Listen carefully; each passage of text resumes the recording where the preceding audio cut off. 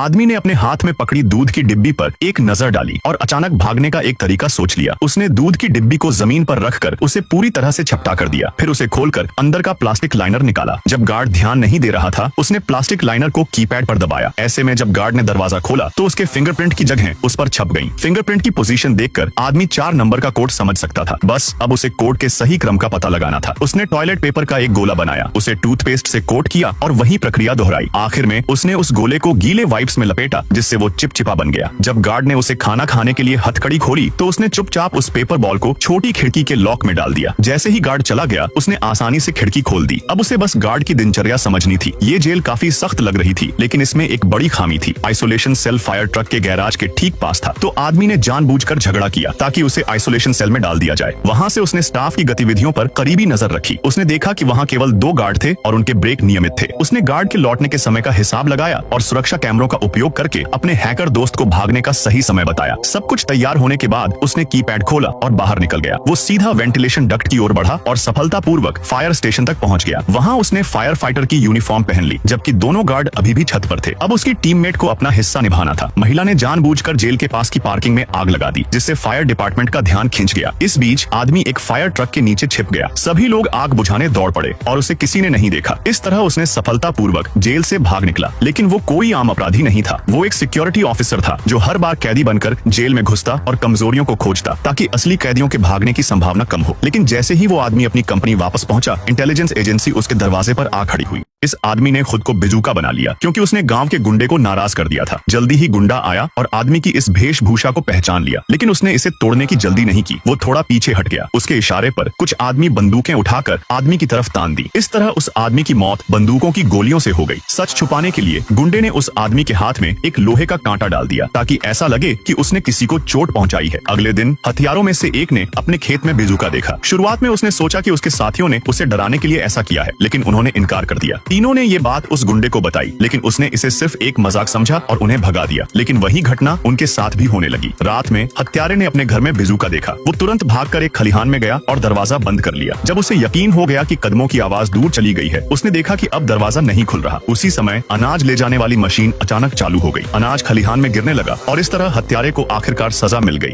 एक आदमी के पीछे हजारों दुल्हनें पड़ी हुई थीं, जो हर जगह उसे पकड़ने के लिए दौड़ रही थीं। आदमी डर के मारे भाग रहा था, लेकिन जहां भी वो जाता, रास्ते दुल्हनों से भरे होते। जैसे ही वो एक चौराहे पर पहुंचा, सामने फिर से एक सड़क दुल्हनों से भरी हुई थी। ये सब इसलिए हो रहा था क्योंकि आदमी ने अभी अभी 10 अरब डॉलर की संपत्ति विरासत में पाई थी और हर लड़की उससे शादी करना चाहती थी। आदमी इतना डर गया कि वो एक खाली चर्च में छिप गया, ताकि थोड़ी देर आराम कर सके। लेकिन जब वो जागा तो देखा कि वो फिर से दुल्हनों से घिरा हुआ है। उसने लड़कियों से बात करने की कोशिश की, लेकिन सब बस उससे शादी करना चाहती थी और उसे बोलने का मौका ही नहीं दिया। आखिरकार आदमी फिर से भागने लगा, लेकिन दुल्हनें जल्दी ही उसके पीछे आ गईं और पूरी सड़क पर कब्जा कर लिया। थोड़ी देर बाद पुलिस वहां आई ताकि स्थिति को संभाल सके, लेकिन दुल्हनों ने पुलिस को भी घेर लिया। आदमी को ऊंची जगह पर चढ़कर छिपना पड़ा। फिर एक लड़की को ऊपर उठाया गया। वो वही लड़की थी जिससे आदमी प्यार करता था। उसने संघर्ष करते हुए ऊपर चढ़कर आदमी को गले लगा लिया और ये सबके सामने हुआ। लेकिन इससे बाकी दुल्हनें गुस्से में आ गईं और चिल्लाने लगीं।